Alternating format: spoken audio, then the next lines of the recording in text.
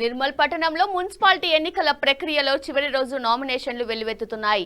ఆయా పార్టీలకు చెందిన సీనియర్ కౌన్సిలర్లు, ఆసక్తిగల అభ్యర్థులు ఈ రోజు నామినేషన్లు వేశారు. నామినేషన్ వేసిన అభ్యర్థులు తమను గెలుపొందిస్తే నిర్మల్ పట్టణంలో ఎలాంటి అభివృద్ధి పనులు చేస్తారో మా ప్రతినిధి ద్వారా తెలుసుకుందాం.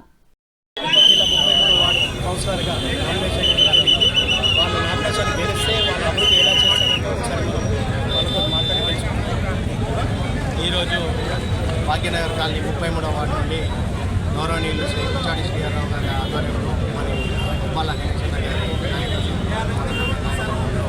నాకు టికెట్ సమర్పించినందువల్ల నేను గత 4 సంవత్సరాల నుండి కాలనీ అభివృద్ధి కోసం తోడ్పాటు చేశాను. మరియు ఇక ముందు కూడా ఇంకా ప్రజల ఆశీస్సులతో ఇంకా అభివృద్ధి చేస్తారని చెప్పేసి సగౌరవంగా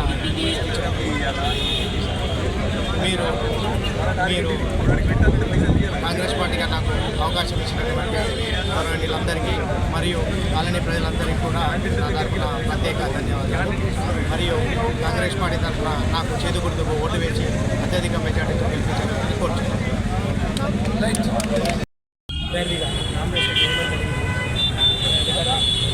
గతంలో కూడా వారి యొక్క చేరువేరుగా పనిచేసింది కాబట్టి అన్ని నిర్మల్ జిల్లా సమస్యలు ఏమున్నా వాళ్ళకు అన్ని ప్రజలను మనకు తెలుసు కాబట్టి సమస్య ఏదైనా సరే ఆదిరాజు వచ్చి పలకరించే వ్యక్తి, అటువంటి వ్యక్తి ఇప్పుడు మన కాంగ్రెస్ అభ్యర్థిగా నామినేషన్ వేయడం జరిగింది. వాళ్ళు ఎలా అభివృద్ధి చేశారో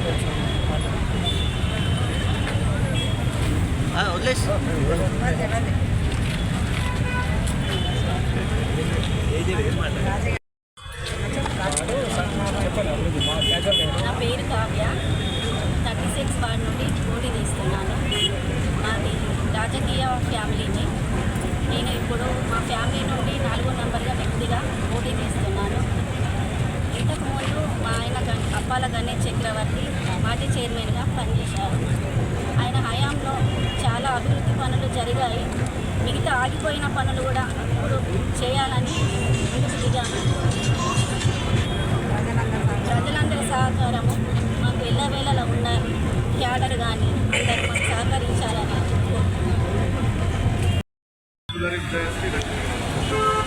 నిర్మల్ జిల్లా 38 వార్డు బీజేపీ అభ్యర్థిగా ఈరోజు నామినేషన్ వేయడం జరిగింది. ఆ యొక్క వార్డులో అభివృద్ధి ఎలా చేస్తారో, గత అభివృద్ధి ఈ అభివృద్ధితోనే అక్కడ ప్రజల సమస్యలు కానీ, డ్రైనేజ్ సమస్యలు కానీ, తాగునీటి సమస్య కానీ, విద్యుత్ సమస్యలు కానీ, ఆ సమస్యను ఎల్లవేళ తీర్చడానికి మీరు సహకారంలో విజయం సాధించి ఇలా స్పందిస్తారని ఒకసారి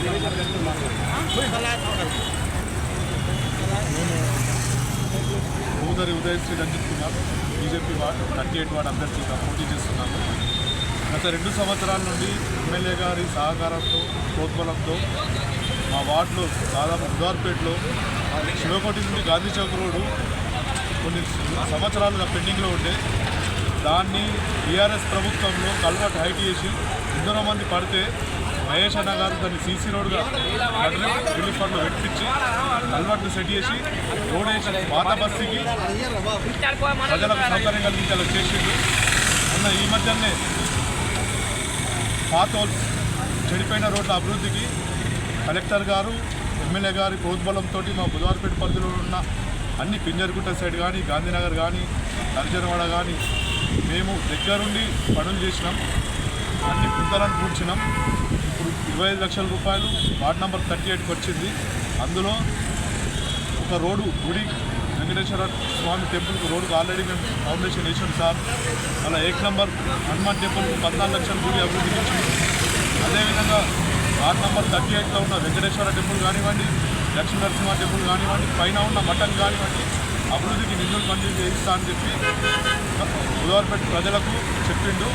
అదేవిధంగా ఎంపీ గారు కూడా రైల్వే లైన్ కొరకు ఎంతో పాటుపడుతున్నారు. డిపిఆర్ ఆల్రెడీ ఆమోదం పొందింది. ఈ బడ్జెట్లో నిధులు వస్తున్నాయి. ఎంపీ గారు కూడా ఎంపీ ల్యాడ్స్ నుంచి బుధవారపేట అభివృద్ధికి నిధులు కేటాయిస్తానని హామీ ఇవ్వడం జరుగుతుంది. మేము బుధవారపేటలో ఉండే ప్రజలకు